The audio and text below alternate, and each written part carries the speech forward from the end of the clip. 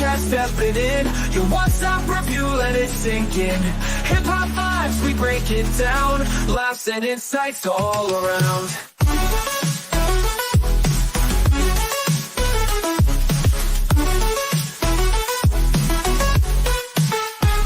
Every episode, spitting truth. Old school jams and the latest youth. We keep it real, no sugarcoat. Pop culture on the mic we wrote. So tell your friends and hit subscribe. Snake Cinema here to vibe.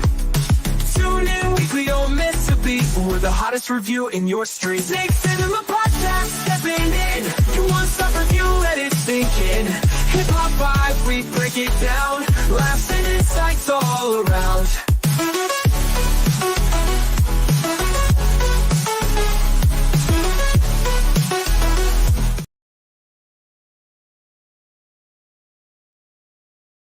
Yeah, what it do, what it do. Good morning, good morning. Welcome to another great episode of Snake Cinema Podcast. I'm your host, Prince Elias, and today we have an amazing episode. Going to be a fun one. I know I say that for every episode, but when you review stuff you're passionate about, all of them are fun. Let's see. This episode is brought to you by Mutation Station, Lucy Land Ball Pythons, Candy Lady Creations, Flexin' and Finessing Reptiles, and Shed Outfitters. Thank y'all for supporting the channel. Thank y'all for supporting your boy. I appreciate it. Let's see. Life and animal updates. Animals are doing great. I have one female that is smashing food and bowl wrapping a lot. So even though she's not at the weight I would preferably want her to, I feel like she's gonna go this winter. So I will introduce a male to her eventually toward the end of October. I want her to get some more meals and get some more weight on her before we even try that. But she is really showing all the signs of, I'm ready. Give me my hemipings, you know what I'm saying? But other than that, everybody's good. Everybody's great. Juju is amazing. He has really gotten accustomed to me and the environment in the house. So super happy about that. And it's just been amazing. I will say that I'm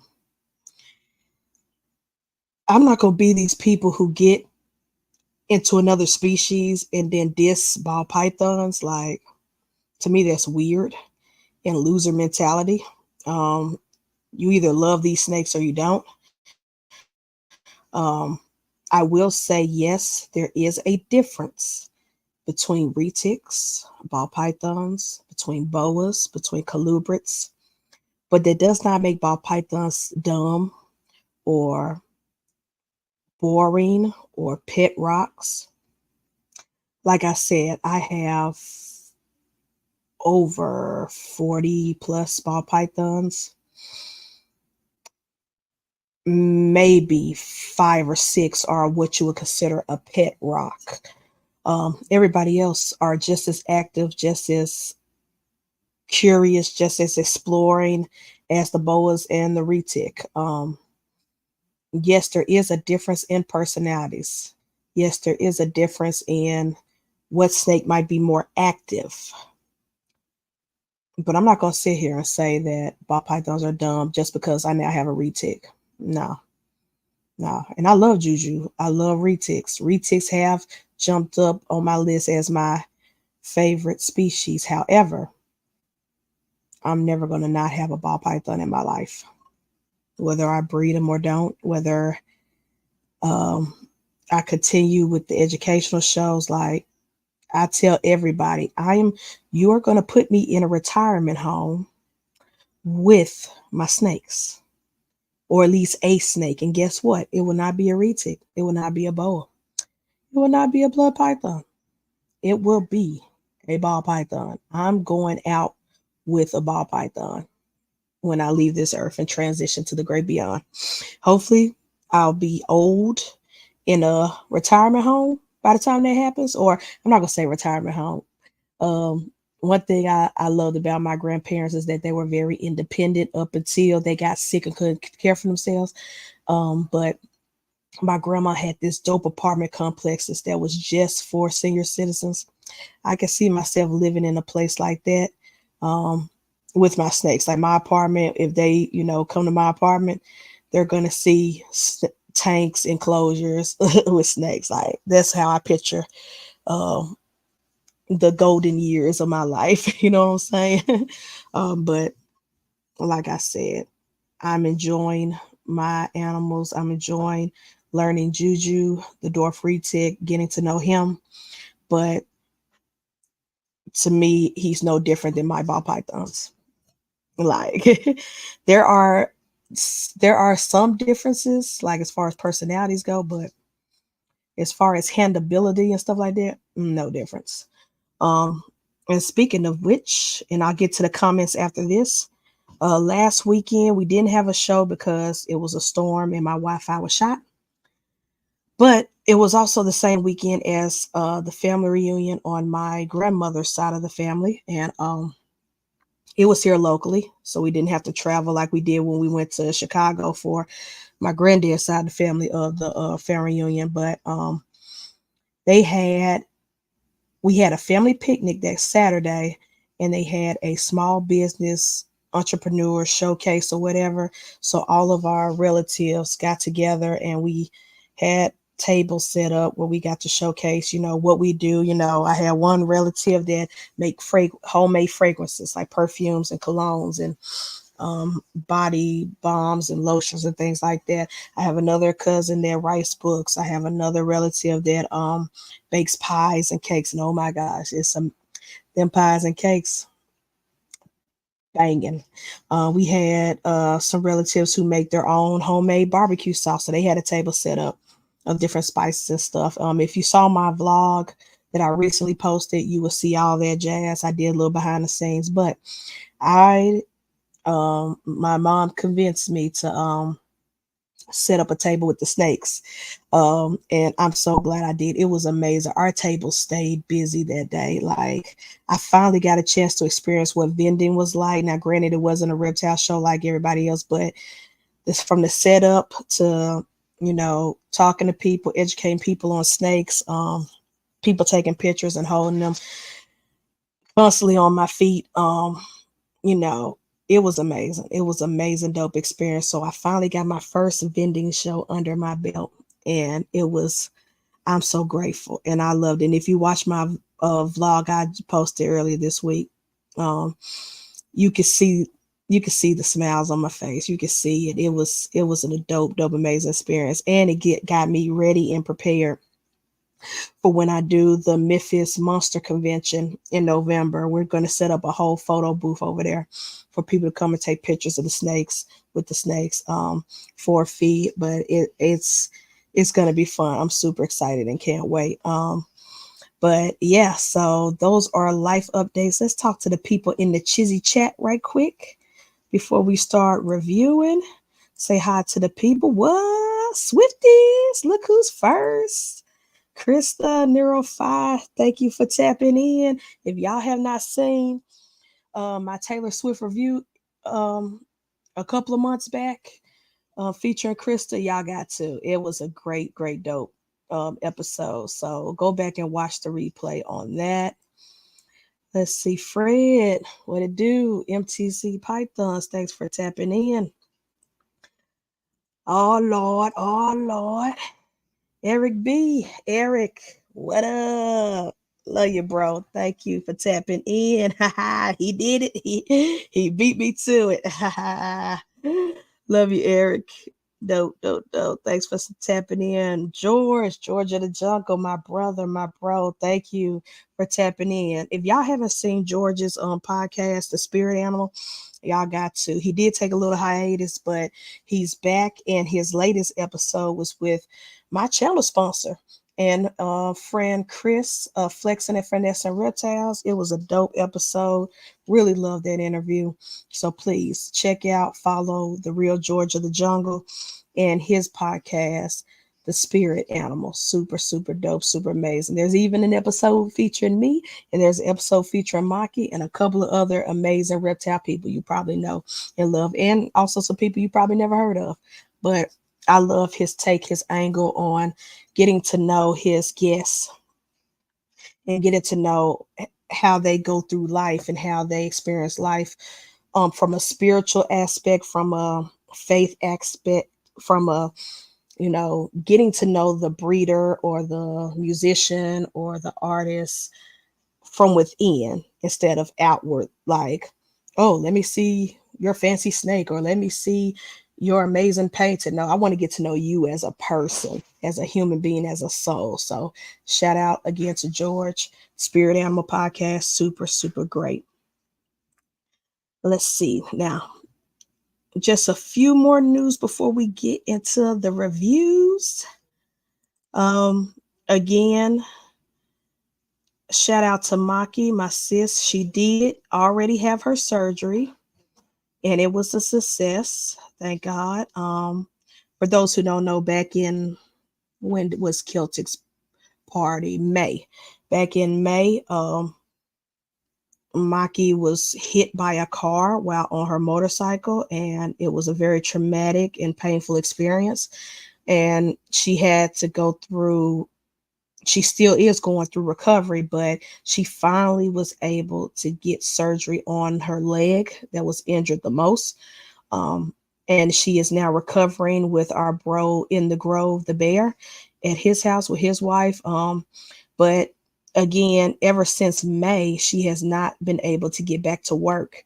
She physically cannot. She can't even stand up. So we're still raising money for our good sis. Anything helps. Because again, and y'all know how it is, even, and she has applied for disability, but even on disability, first of all, it's taking them forever to approve. And even when they do, bills still got to get paid. At the end of the day, bills still got to get paid, and she has not been able to work. So if you could, anything helps. $5, $10, even if you can't, you don't have nothing to give, just share this link out. Share this link right here, Maki's GoFundMe.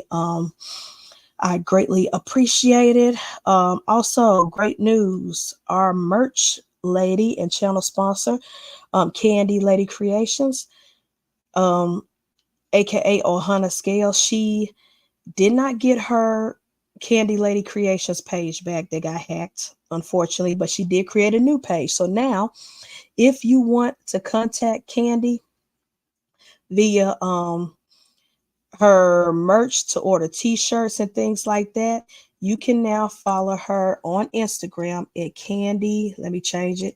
Candy Lady Creations 1. All you gotta do is add that 1. Candy Lady Creations 1 on Instagram. That way all her merchandise, t-shirt, and branding could be done on that page versus her Reptile Ohana Scales page. So we finally got her new page up. So if you followed her old page, Candy Lady Creations, is gonna delete that, block it, because again, it got hacked. Hackers took it. So it's dead. But follow the new page, Candy Lady Creations 1. We and get her follows back up. We greatly appreciate it. And again, she's my merch person. She made this hat. She made all my hats, t-shirts, all that jazz. I got a football jersey with the Juneteenth logo that I created over the summer to celebrate Juneteenth and Pride Month. And she did amazing. That football jersey still looks good. And she also do bucket hats. So she does amazing work. And she also does, she's doing also Bosa balls. Everybody know our brother Bosa balls, Bosa reptiles. Everybody know our brother Bosa. His wife is fighting cancer, going through chemo and things of that. Well, they created him and Candy collab and created a beautiful cancer shirt to show solidarity for his wife. And so, and Candy is selling that, and proceeds will go straight to Bosa and his wife. So please contact Candy to get your shirt. I've already ordered my shirt. A bunch of other people have ordered their shirts. I believe Greg and TJ for Ripper Reptiles, they ordered their shirt. And a couple of other people already got their stuff in. So please hit up Candy, Candy Lady Creations 1, or Ohana Scales with a Z, so you can get your Bosa shirt to help just show solidarity and love for him and his family, sending love and light and peace to Bosa and his wife. Um, she's going to get through this. She's going to get through this. It's going to happen.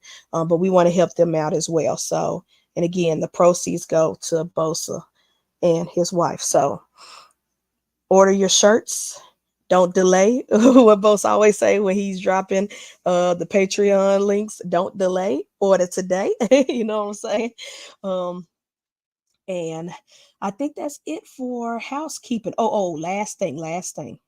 If you guys miss our Tuesday episode on Beyond the Skills podcast, I did announce that, or if you don't watch my fitness channel, Shed Yourself Vlogs, I did announce that next April, I will be running a 5K with my sister, but I'll also be running a 10 miler. I'm challenging myself to do a 5K on a Friday and a 10-mile run on a Saturday.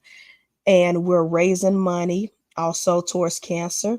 For the 5K, we're raising money, and I only need to raise $600 between now and April. So we got time, but I'm just going to put the link up here. You can screenshot it for future references. And I'll also drop the link in the chat as well.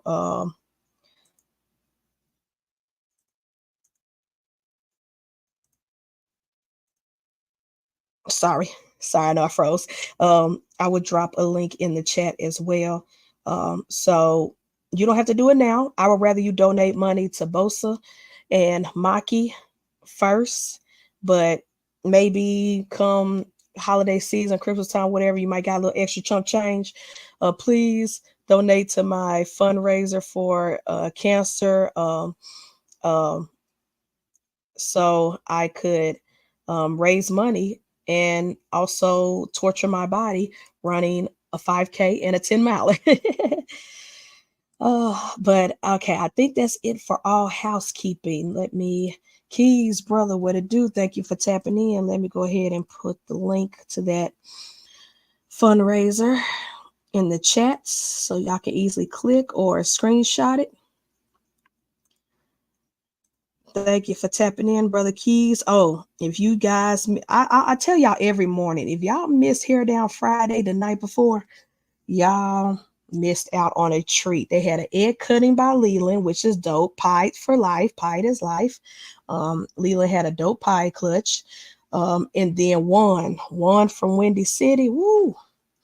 He just starts showing off babies that he produced, not babies. Now I think he might have showed a few snakes that he bought, but he showed off babies that he produced, that he bred and made. And oh my gosh, all I kept saying was goodbye, Patriot. Because he kept dropping so many snakes that I wanted to have. It was fire. It was fire. And every time I tried to go to bed, he would bring out another snake. I'd be like, oh, dang. So I'm laying on the couch watching. I'm like, oh, dang, I want that one. Oh, dang, that's cute. I was taking screenshots, everything. It was amazing. And then, of course, the OG, the GOAT, Levance popped on toward the last hour or so, dropping gems. It was as always. He's always dropping gems. He's always trying to help people like us, the newbies, the little people, the people in the middle, the people who are just starting out. And he never talks down on us. Now he will throw shade at a couple of things. Like he kept throwing shade at clowns and stuff like that, which I loved. I was amazing. I was popping my popcorn right there. But he doesn't belittle the people themselves, the breeder and the breeders. And he he's just always trying to teach and educate us because he's been through the ringer. He's been through it all. He's seen Levance has been in this industry before he even spread snakes. He was breeding geckos, and he's been in this industry back when it was cutthroat, when people were scamming each other and selling fake heads and stuff. He has seen it all. He has seen the evolution of the ball python game, and he he's just trying to help us out. He's not a gatekeeper, unlike some of the other big wigs or some of his other contemporaries or people who are on the same level as him. So I get happy every time I see Levance pop up, every time I see KG pop up on these lives. Even Kyle, we tease Kyle so much, Kyle Hoffman, but even Kyle can drop gems because he's seen it all. He's been there. He's been burned before by people in the hobby.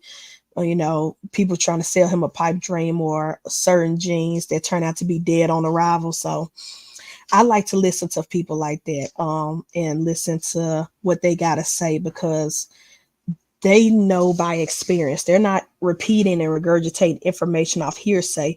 They're regurgitating information off what they went through and what they've seen with their own eyes and the money they lost and the animals they lost so that they invested in. So, and even the animals they gained and the animals they bred and stuff like that. So it's always great to see them pop up on Hair Down Fridays. It's always great to see them pop up on Sophisticated Ignorance and wherever. The IG Live, sometimes they'll make appearances on IG Lives like KG and Joffy's podcast on Wednesdays. It's just good to hear from OGs who aren't afraid to give us some game, give us some tools, give us some knowledge and say, hey, don't just buy any and everything you see that's pretty like me. Like looking at Juan's collection, I wanted to buy everything that he put on that camera that's pretty, but had to ask myself before I even DM Juan, does any of these snakes fit my projects? Do I even have a snake to go to these snakes that are in my projects? And I put my phone down, I put my credit card down. I said, I'm gonna wait. But baby, Juan got some heat, Juan got some fire. Me too, Keys. Me too. Well, I'm definitely a newbie, but you're more experienced than me because you got several clutches under your belt. I only got one. So I'm still a baby. Yeah. Fred, you gonna be cutting eggs on Head Down? I hope so. Fred been picking up some heat too. Whether y'all pay attention to MTZ Pythons on Instagram or not, he been picking up some stuff too. And probably at the point of breeding some stuff. But anyways, let's get to the meat and potatoes of this podcast, which is cinema. We are talking movie reviews. In this episode, it's gonna be blackity black. The good, the bad, the ugly. Well, actually, no, ain't none ugly in this. I don't have a Tyler Perry rant, so it's not gonna be ugly, but it's gonna be some hilarity ensue. But let's start with the sophistication. Shout out to Sophisticated Ignorance. Let's start off with some sophistication and then we'll end with some ignorance. So for sophistication, the first thing I'm reviewing today is Hollywood Black. Hollywood Black is a documentary series that is on MGM Plus app. Shout out to MGM, old time classic studio. Has a problematic history, but what movie studio doesn't? Every studio has a problematic history all across the board, but they now have their own streaming service. Now, you're probably thinking, I don't need to add another streaming service to my docket. I agree, which is why I'm telling you, which is why I put in the banner, go on Amazon Prime. If you have 9 times out of 10, all of us have an Amazon Prime account. Go to Amazon Prime, go to Prime Video, look up Hollywood Black, the series. It should be the first thing that pop up. And watch the first episode for free. And then they have it to where you could, if you want to watch the last 3 episodes, so I believe it's 4 episodes and all. If you want to watch the last 3 episodes, sign up via Amazon Prime. Sign up via Amazon Prime. It's going to say add MGM Plus for $6.99 a month, but you get a 7-day free trial. I'm putting you on game. Sign up for that 7-day free trial, binge watch all the episodes, and then cancel as soon as you're done binge watching. Cancel the MGM and leave your Amazon Prime the way it is. That's my watch the first episode for free because it comes with Amazon Prime for free. And then do that 7-day free trial, binge watch all the episodes in one day because it's not that long, and then cancel the MGM Plus subscription. So that's how I watched it. And it is a documentary series, 4 episodes, and it pretty much chronicles the Black experience. This is according to IMDb. Chronicles the Black experience in Hollywood, revealing stories of actors, writers, directors, and producers who fought for their place on the screen. And it's made by um, Justin Simeon. He is the director, producer, writer for Dear Black People, that famous film that turned into a famous TV show about the college students who pretty much was navigating college life being Black, but they were at a mostly white institution or whatever, talking about, all the things that the plights of the Black community have to deal with white people, and pretty much trying to educate white people on Black culture and things like that. It was a great show and it was a great film. I love both. But Justin Simeon is the writer producer for this documentary, and he interviews people like Ryan Coogler, Ava DuVernay, a whole bunch of legends that are still alive, a whole bunch of actors, directors, and writers. And each episode chronicles different parts, different sections of black people's journey in Hollywood. So episode 1 is the Big Bang, the triggering episode, because they talked about Birth of a Nation. They talked about the minstrel shows, and white actors donning blackface and playing exaggerated stereotypes that we now see today. It was a quote in the first episode. Let me see. I typed it up when I was watching it. It said, white audience were first introduced to the slave, the mammy, the coon, and the buck. And we've been fighting to erase those stereotypes even to this day. And I totally agree with that quote. Everybody knows the famous The Birth of a Nation, the film that pretty much helped the Klan gain so much members. The fact that they had a screening of that film in the White House with the president is wild, but it does make sense. It's on par with American history.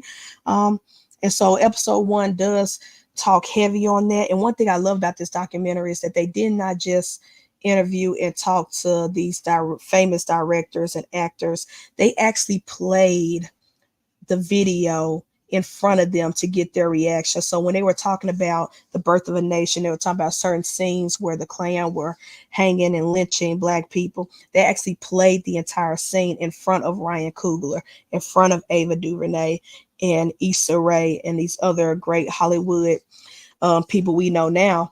And then they asked him, how do you feel watching that? And Ryan Coogler said it best. He said, it's one thing to just see the pictures in the history books. It's one thing to see screenshots or stills. He said, it's a whole different feeling when you see it in action. And so it's a very, very good docu-series. And each episode, again, it just goes through the timeline of Black Hollywood. And the one question that he asks everybody in this documentary is, what makes a black film black, a black film or a black movie? And then they, of course, as each episode progressed, we start to see how filming was in the 80s, the 90s, the early 2000s, all the greats, all the legends, and those who are still with us and those who are no longer with us. And to me, I feel like this film should be taught in every film class. I got my bachelor's degree in film and video productions. We watched a lot of the classic films. We watched Birth of a Nation in class, and we had to write a paper about it and how we felt. We watched Lawrence of Arabia. We watched all these classic films from back in the day. The Silent. We had to spend a whole class period watching silent episodes, silent films and stuff like that. This documentary needs to be required in film school, in film classes, in college classes, period. This type of film needs to be, shoot, play it in high school history classes, like, because there's a lot of people who don't know the history of Black filmmaking and Black cinema. There's some people who don't know the very first Black film produced by a Black film director, which they said his name, and forgive me for forgetting, but it was pretty much this man, he pretty much made a film to counteract the Birth of a Nation. So this film was made in the 1920s. He saw Birth of a Nation, saw how messed up it was and how they betrayed Black people. So he made his own film to counteract it. And even Justice Simeon said, we had to dig and search to find even archival footage of that film. So it's an amazing doc. Right now, it's the best documentary of 2024 to come out, whether it's streaming, whether it's in the theaters. I love this documentary. You could call me biased or whatever. I don't care. It was made amazingly. The cinematography is amazing. The archival footage that they did research to find and search, like they did their homework. Justin Simeon and his whole team did their homework. And it's just a great study on history. And if you like filmmaking, if whether you're Black or not, if you like filmmaking, if you like the history of filmmaking and the history of, movie making in general, you have to watch this. You have to give it a try. It's amazing. I give this film a 10 out of 10. No lulls. It was entertaining from beginning to end. I did not get bored at all while watching this. And it's a great history lesson. It's a great history lesson. You will learn a lot. Even if you know certain things about Hollywood and the history of Hollywood, you're going to find some in this documentary that you did not know that will blow your mind. So please go to Amazon Prime, watch the first episode, and if you fall in love with it based off the first episode like I did, then go ahead, get that 7-day free trial of MGM Plus, and then cancel it after you watch this film, because I'm not going to tell you to add another streaming service to your bills. Just watch it in one day and cancel it that day. But it's great, totally worth it. And hopefully in the future, I wish DVDs were not obsolete, because I would love to have this documentary on DVD format, honestly. Just like old school, just to have it on my shelf, just to say, hey, I own this documentary. But that is, my bad. I mute myself trying to click something different. That is it for that review. Let's see, 1 second.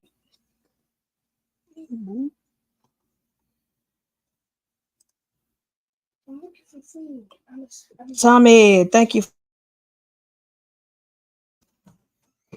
Bosa brother, thank you for tapping in. Let's see. Oh, other Aaron.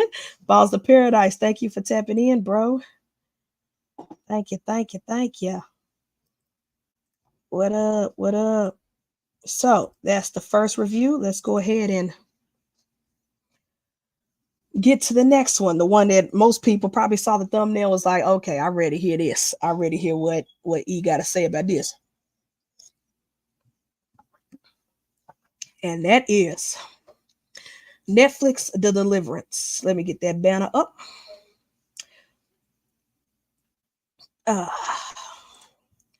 All right, now, not to be confused with Deliverance. It's an old school film from back in the day. Not to be confused with that. There's nothing like that. This is The Deliverance, made by not Will Packer. What's the guy? Lee Daniels. He's the guy who did Precious, The Butler, the Empire TV show. He's done a lot. He got a lot under his belt, a lot under his IMDb page, his resume. And so he decided, and he said he's been sitting on this film for years, because he was scared to do it.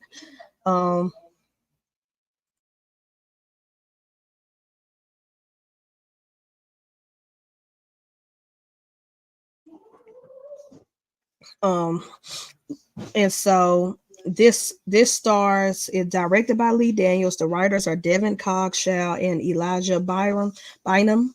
And it stars Audra Day, Glenn Close, Anthony Jenkins, Monique, Anjanou Ellis, along with a slew of other cast. The cast, I'm gonna let y'all know the cast. Casting was amazing on this.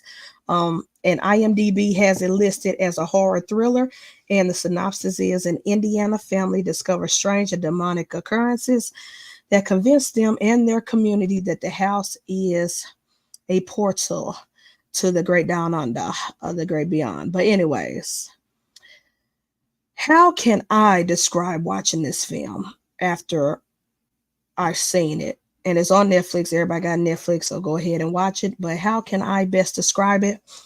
The film starts off. The film starts off as an amazing family drama. The one thing you know about Lee Daniels know how to do dramas. If you've seen Precious, if you've seen The Butler, any of those films that he's ever done in the past, he can do a drama. And this is an amazing family drama. The beginning of the film, it kind of reminds me, kind of like Hereditary, how dysfunctional that family was, and how, you know, they try to ignore the traumas and the issues that they had until all these scary things were put upon them, and then they had to face their demons. Literally, it's kind of like that. So the first half of the film is an amazing family drama. The acting is amazing. You're going to get caught up into these characters. You're going to be like, wow, this is a crazy, wow dynamic. And you're either going to be grateful for the family you got, or you're going to be like, look, my family might be dysfunctional, but at least it ain't these folks. But then once it start getting to the demonic stuff, or start getting to the possession stuff, it turns into, the best way I can describe this is toward the last half of the film, as if someone went to Tyler Perry, gave him a budget, and told him to create The Exorcist. That's the best way I can describe it. A Tyler Perry film mixed with The Exorcist. And once it started getting into the demonic section, the possession section, the parts where, oh, we got to get this out of this child. This child is possessed. We got to save the child. It goes crazy. It goes wild. And to me, this film is so trash that it's funny. And when I say trash, I don't mean trash as in like how I call Tyler Perry's Divorce in the Black trash. No, like that. I'm talking about, this is a good popcorn. Let's get our friends together. Let's partake in some green tea. Let's watch this and have a good time. Again, the beginning part, Lee Daniels is good with some drama. The beginning part was great. You feel for this family. Well, certain family members. You feel for the kids. You feel for this family. You feel like, dang, you know, they got a weird dynamic. This grandma is crazy. The mama is abusive. You know, I feel bad for these children. You start getting into the horror aspect of it. You like, this is the funniest B movie popcorn horror film I've ever seen. It was hilarious. I laughed my butt off throughout this film. The fact that they got Glenn Close, the legendary Glenn Close, to play this stereotypical hood ghetto white woman who only dates black men, who has biracial children, and thinks she's black, and have the hairstyles and the makeup and the clothing. The fact that they got Glenn Close wearing ripped jeans and the wigs on her head, and she's sitting in a chair giving her daughter sew-ins, had me rolling laughing. But she played that part. She played that part. We know plenty of women like that. Plenty of white women like that in these neighborhoods, in these ghettos. We know plenty. I definitely seen plenty of them in my profession. You know, you have certain students coming in and you see their mama, you like, every child of hers is biracial. Every child is black. Like, you see it, and the way she talks and the cadence and stuff. Glenn Close did her. She understood the assignment. Even if she did not understood the assignment, she understood the assignment. Lee Daniels did great at directing her for this portrayal. Of course, Monique is amazing. Monique has never skipped a beat when it came to acting, especially in dramas. She's playing the social worker that's trying to help the kids and save the kids. She did amazing. Seeing her dynamic with Glenn Close, it's a ball of entertainment. It's a ball to see, just to see those two women, those two amazing actresses act off against each other. You know, you have the crazy grandma and you have the social worker going at odds at each other. It's a great dynamic. And Lee Daniels, one thing I give it to Lee Daniels, the casting in this is perfect. I cannot see anybody else playing these characters. Um, and then of course the quotables. Y'all seen the memes of Glenn Close and some of the quotes from the film on Twitter and Instagram popping up. This film is very quotable. A lot of us are going to be saying a lot of these lines for years to come. Like, this movie isn't Oscar worthy at all, not in the slightest, not even close, but it is so entertaining, so fun. If this was in the movie theaters, I wouldn't mind spending full price popcorn, tickets, drinks to watch this movie because it was a great time. It was a ball of fun. I had fun with it, but I can admit that it's a bad movie. Like the fact that IMDb, the critics have it rated 5.1 out of 10, and I think Rotten Tomatoes have it like at a 40 some percent. I get why critics hate it. Like, I understand the arguments for it being a bad movie, but it's such a good bad movie. It's so bad it's good. It's so entertaining. You will not be bored out of your mind. You're gonna love it. And to me, when it comes to all these possession, exorcist type films, this is my favorite one. Besides the original Exorcist, that's a classic that cannot be touched, even though people have tried to recreate it and touch it. But yeah, I highly recommend The Deliverance. Please go on Netflix and watch it. Have a good time. Get your green tea. Get your friends over and just laugh at this. This is amazing, amazing trash. And I think the reason why it's so amazing is because of the amazing actors. If you did not have these actors, if you had some B-list actors or any of the actors that you always see in Tyler Perry films, this would be horrible and unwatchable. But because you have Glenn Close, because you have Monique, because you have Ingenue and Audrey Day, you have these amazing, amazing, talented people who actually know how to act. And you have a director who knows how to direct. And you have a budget to where it doesn't look like fake plastic Dollar Tree wigs like some Tyler Perry films we've been seeing lately on Netflix. It's worth a watch. It's worth the entertainment. I give this a 8.5 out of 10, in my opinion. It's a great time. Don't let the critics low scores scare you away. This is a good horror flick and something I will watch every Halloween, every October when I am in the mood for some spooky stuff. It's not scary, not in a long shot, not by a long shot. Like I said, I laughed throughout this film, but it's a great popcorn flicks. Like Friday the 13th, the old school ones, or Nightmare on Elm Street. They don't scare me. They're not scary. The Chucky movies, they don't scare me, but they're good. They're amazing movies to watch during the Halloween season. So that's the category I put The Deliverance. So go watch it if you have Netflix now. Let's see what the chat is talking about. Yo, Bear, what it do? Thanks for tapping in. Yes, Tommy, it is on Netflix. So if you have Netflix, go watch it. It's called The Deliverance. It should be the first thing that pop up as soon as you turn the app on, because it's been #1 on Netflix since it's been out, since last weekend, or weekend before that. But yes, it is a good time. And that is it. Oh, wow. This was a very, very short episode, but it was a good one. Straight and to the point. I really enjoyed both films for two totally different reasons that I explained to you guys. But let's tell you what's on the schedule for the next coming weeks. The next coming weeks on Snake Cinema Podcast. Next weekend, I will be reviewing Chimp Crazy. If y'all thought Tiger King was wild, go to HBO Max and watch Chimp Crazy. I also will be watch. I'll also be reviewing Beetlejuice, the sequel. So be on the lookout for that. That's all happening next Saturday.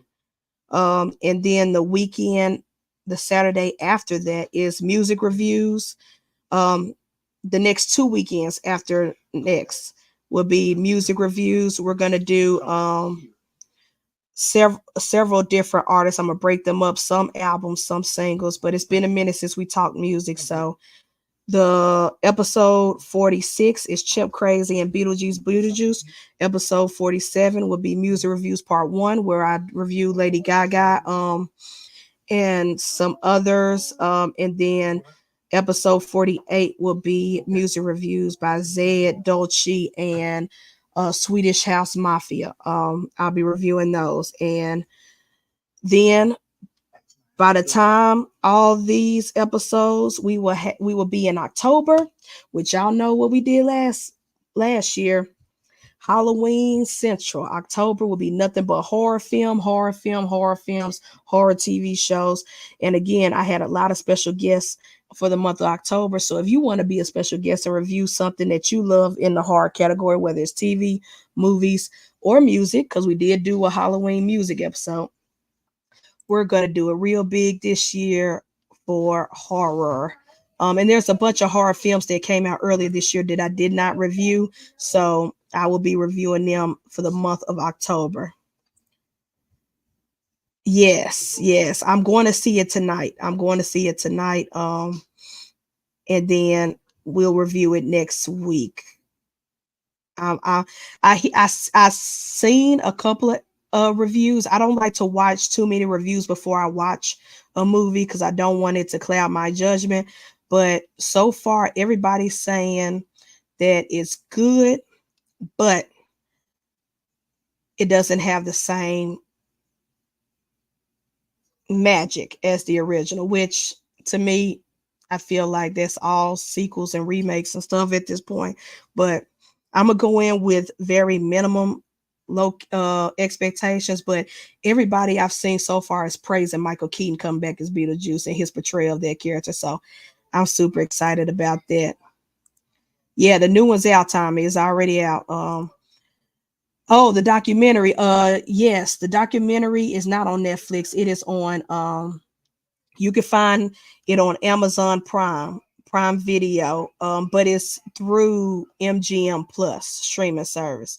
So for that documentary I was talking about earlier, that's the best way to find it is Amazon Prime. Type in Hollywood Black, the series, and it should be the first thing that pop up. But yes, I'm super excited about Beetlejuice, especially because Tim Burton came back to direct. If Tim Burton didn't come back to direct and they just threw any, because so Hollywood studios would do that, they would just pick any director to make a reboot or a sequel. But the fact that Tim Burton came back, and the fact that Michael Keaton came back, and the fact that Winona Ryder came back, that gave me more faith in the project. And so I'm gonna go in with low expectations, but I'm still kind of excited. I ain't gonna lie. Because I love the original Beetlejuice. I love all Tim Burton's films. I ain't gonna lie to y'all. I'm a Tim Burton fanboy. But anyways, thank y'all for tapping in to another episode of Snake Cinema Podcast. Please check out Wiz, Keys, Row 50, and the rest of the Wiz Tank Clan tonight at I want to say 8:30 Central Time. The Sophisticated Ignorance Podcast. It's gonna be a ball of fun. It's always a ball of fun every night. And come tune in and hang out with us, the Weekend Warriors. Hopefully me or Will or anybody else don't fall asleep. Cause Keys kept us up last night.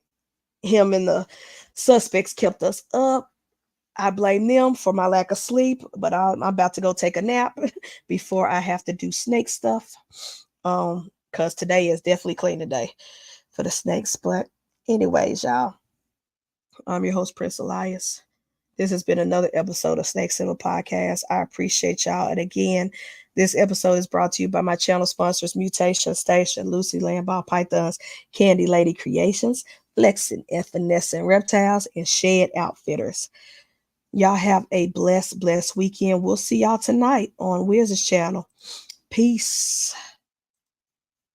Cinema podcast stepping in. Your one-stop review, let it sink in. Hip-hop vibes, we break it down. Laughs and insights all around.